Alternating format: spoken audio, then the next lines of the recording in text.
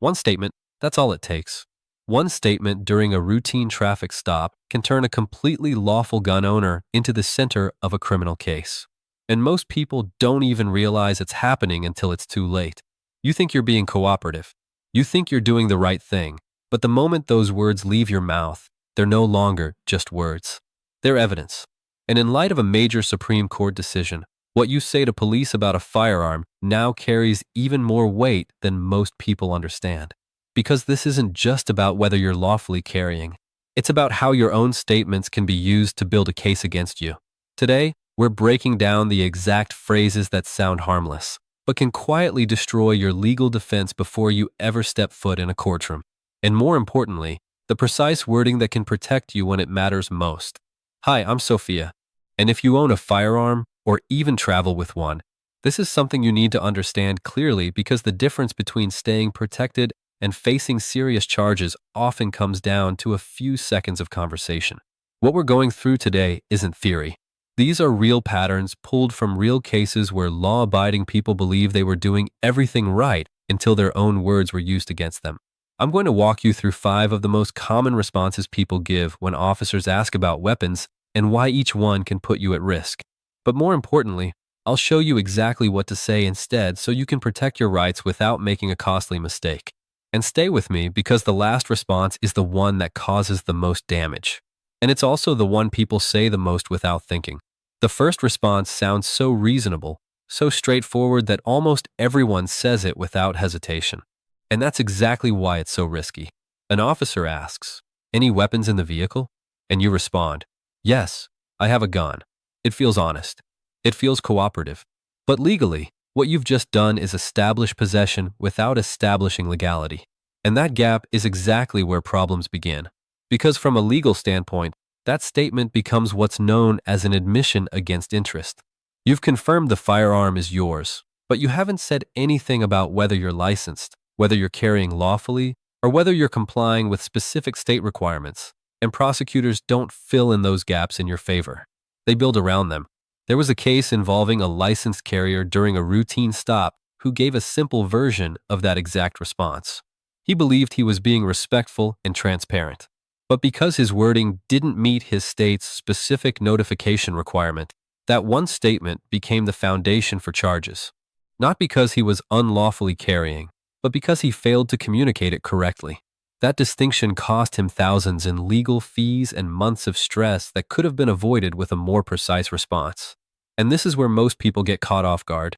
The law doesn't reward good intentions. It responds to exact language. So instead of defaulting to yes, I have a gun, the safer approach, especially in states that require notification, is to clearly establish your legal status without adding anything unnecessary. A simple structured statement that communicates compliance, not just possession, changes how that interaction is interpreted from the very beginning. And if that feels counterintuitive, the next mistake will challenge your instincts even more because it involves giving what most people think is helpful detail. Imagine the same scenario. You've already acknowledged there's a firearm, and now the officer asks, "Where is it?" Your instinct is to reduce tension, to be transparent, to show there's nothing to hide. So you say something like, "It's in the glove box," or "It's under the seat," or "It's in the center console." Again, it feels responsible, but what you've just done is hand over 2 critical elements prosecutors look for: knowledge and control. You've confirmed you know exactly where the firearm is and that it's within your immediate reach. And that matters more than most people realize, because if that location happens to violate a technical requirement, maybe it's not stored properly, maybe it's too accessible under local law, maybe there's a specific requirement about how it should be secured. You've just provided the exact evidence needed to support that charge. There was a real case where a driver volunteered that his firearm was in the center console. He had a valid permit. He wasn't trying to hide anything, but because of how the firearm was stored, that statement became the key piece of evidence used against him. What could have been a routine stop turned into a prolonged legal issue, not because of intent, but because of volunteer detail. This is where understanding restraint becomes critical. You can still comply with lawful instructions. You can still remain calm and respectful, but volunteering specific location details introduces risk that doesn't benefit you. And once it's said, you can't take it back because from that point on, it's no longer a conversation. It's documentation. And that documentation can follow you all the way into a courtroom. Now, here's where things get even more deceptive because the next response sounds not just reasonable, but responsible. An officer asks about weapons and you say, I have my permit. On the surface, that feels like the safest possible answer. You're signaling that you're following the law, that you're authorized, that there's nothing to worry about. But the risk isn't in what you intend. It's in what happens next. The moment you make that statement, you've invited verification.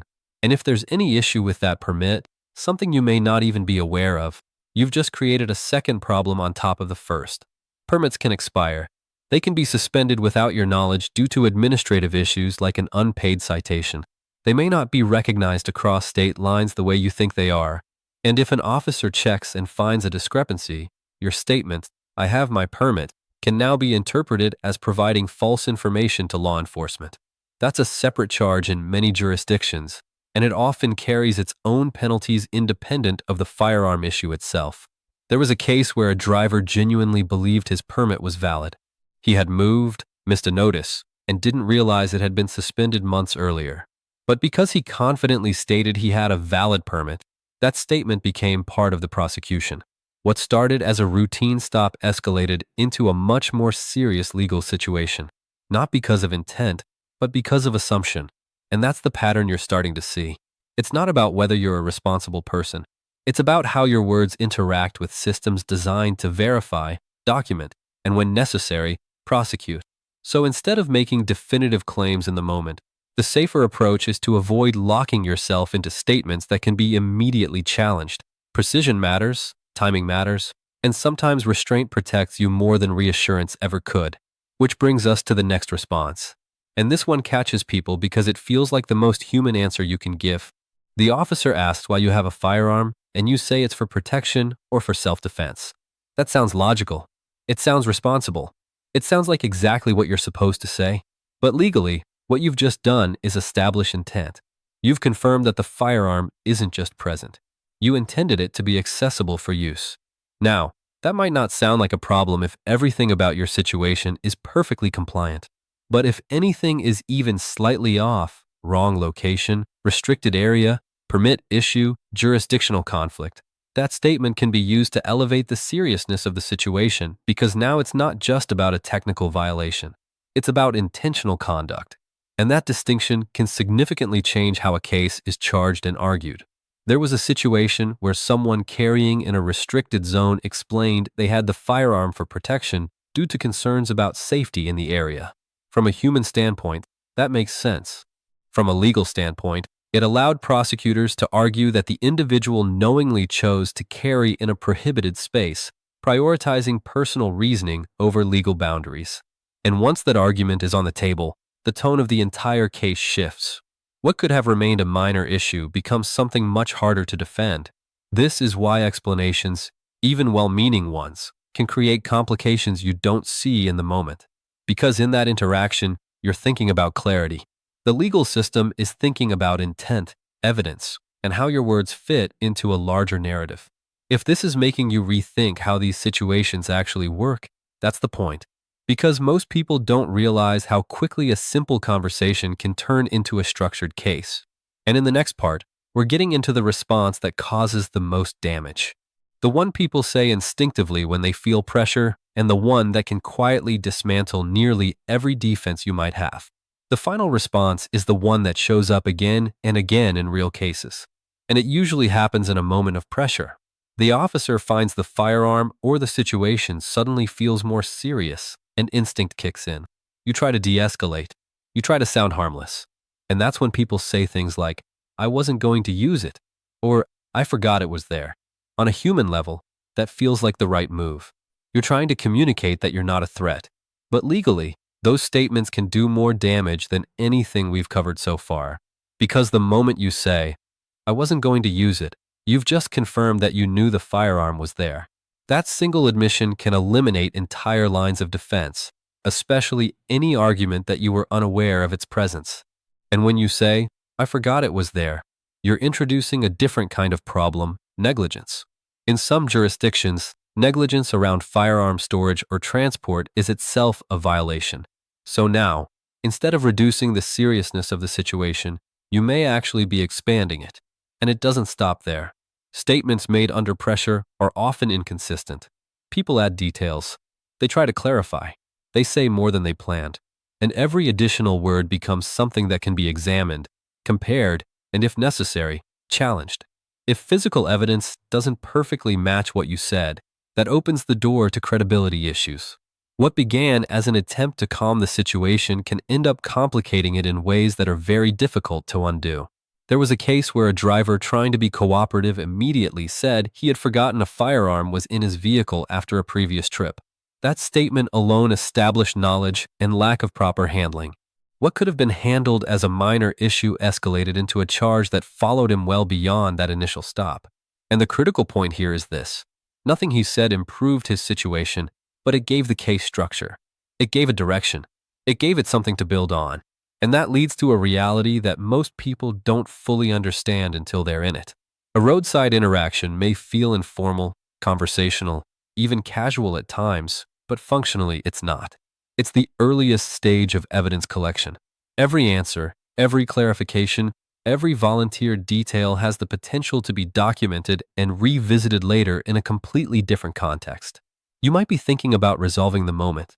The legal system is thinking about what can be used later. That's why the biggest shift isn't just about memorizing what not to say. It's about understanding your role in that interaction.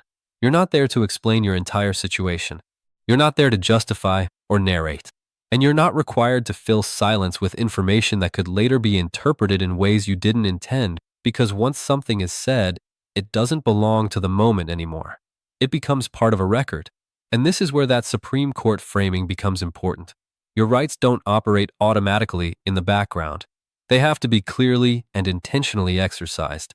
If you don't assert them, the system doesn't pause and ask if you meant to. It proceeds based on what's available, what's been said, what's been observed, and what's been recorded, which means the difference between protecting yourself and unintentionally building a case can come down to a single decision, whether you keep talking or whether you choose to stop.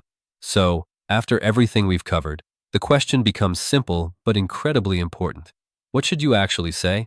Because in a moment like this, clarity matters more than confidence, and structure matters more than instinct.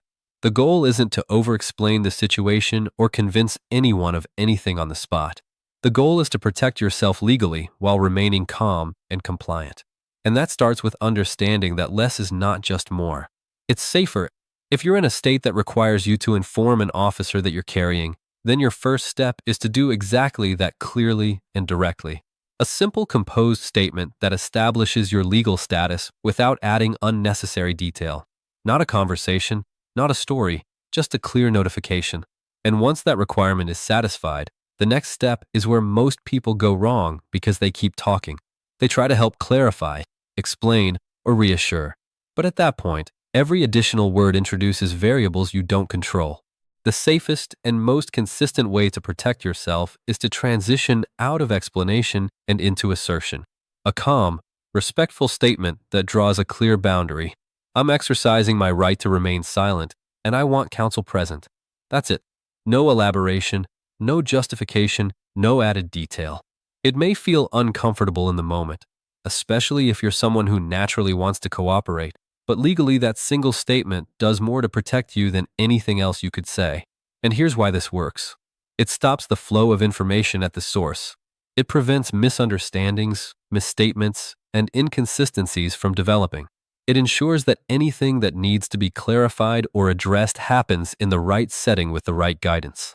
Because once you've invoked that right clearly, the dynamic changes. The interaction is no longer about gathering statements. It shifts into a different legal posture entirely. Now compare that to everything we've discussed so far. Saying yes, I have a gun confirms possession without protection. Saying where it is establishes control and accessibility. Saying you have a permit invites verification that can backfire. Explaining it's for protection introduces intent. And panic statements like, I forgot it was there, or I wasn't going to use it, can dismantle entire defenses in seconds. Each of those responses feels natural in the moment, but each one creates a layer of risk that builds on itself. So instead of reacting, you're replacing instinct with a simple structure. Comply where required, and stop talking, not because you have something to hide, but because you understand how the system works. And that understanding is what separates people who protect themselves from people who unintentionally complicate their own situation. Let's lock this in clearly. 5 responses to avoid and why they matter. Yes, I have a gun because it establishes possession without legality. It's in the glove box because it proves knowledge and control. I have my permit because it opens the door to verification issues. It's for protection because it introduces intent that can escalate charges. And I forgot it was there or I wasn't going to use it because it confirms knowledge and can destroy multiple defenses at once. Different phrases, same outcome. They give structure to a case that didn't need to exist. And on the other side of that, one clear, controlled response that protects you. You notify if required, and then you assert your right to remain silent and request counsel. Simple, repeatable, and legally grounded. Because in situations like this, it's not about saying more. It's about saying the right thing and then knowing when to stop. By now, you can probably see the pattern. And it's not about memorizing a list of advisable or inadvisable phrases. It's about understanding how quickly a normal interaction can turn into something much bigger based entirely on what you say in the moment. Most people don't get into trouble because they intended to break the law. They get into trouble because they treated a legal situation like a casual conversation. And those are two completely different things. When you're standing there answering questions, it can feel like the fastest way out is to explain everything clearly, to be open, to show you're not a problem. But legally, that instinct works against you more often than it helps. Because once your words are recorded, they don't carry your tone, your intent, or your context. They're interpreted based on how they fit into a legal framework. And that framework is built around evidence, not explanations. That's why the simplest approach is often the most effective. You comply with what's required. You remain calm and respectful, but you don't go beyond that. You don't fill silence with information. You don't try to fix the situation with more talking because the reality is nothing you say in that moment is going to improve your legal position, but it can absolutely make it worse. And this isn't about being uncooperative. It's about being precise. It's about knowing where your responsibility ends and where your rights begin. Because once you understand that boundary, your decisions become much clearer. You're not guessing. You're not reacting emotionally. You're following a structure that's designed to protect you. Now, I want to bring this back to you for a second because experiences vary and what happens during these encounters can look very different depending on the situation. If you've ever been stopped and asked about a firearm, think about how that conversation went. What did you say? How did the officer respond? And knowing what you know now, would you handle it differently? If you feel comfortable sharing, drop your experience in the comments. Not for debate, but so other people can learn from real situations and see how these interactions actually play out. Because the more people understand this, the fewer people end up learning it the hard way. And if this helped clarify something that isn't always explained clearly, you can support the channel with a like and subscribe for more breakdowns like this focused on real-world situations and how to navigate them without putting yourself at unnecessary risk. At the end of the day, this comes down to one principle. You don't protect your rights by saying more.